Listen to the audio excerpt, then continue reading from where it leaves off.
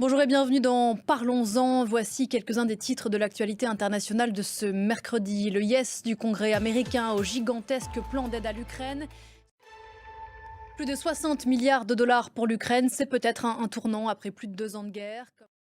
Le plan d'aide voté au Sénat américain prévoit également une aide militaire à Israël, 13 milliards de dollars. Satisfait ce matin de la diplomatie de l'État hébreu. J'ajoute que le Hezbollah libanais annonce avoir tiré des dizaines de roquettes sur Israël après la mort de 2 civils dans une frappe attribuée à Israël sur le sud du Liban, où les échanges de tirs sont quotidiens depuis le début de la guerre à Gaza.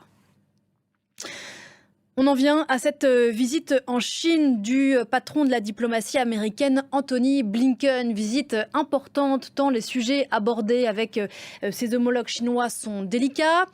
Dans l'enveloppe adoptée, on en parlait à l'instant, par le Congrès américain, il y a 8 milliards de dollars pour Taïwan et la région Indo-Pacifique pour mieux les accompagner face aux velléités chinoises dans la région.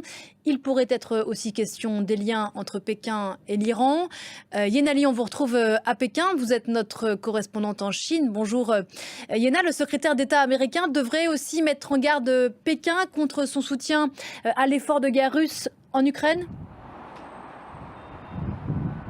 En amont de cette visite, Antony Blinken a accusé la Chine d'être le principal contributeur à l'industrie de défense russe.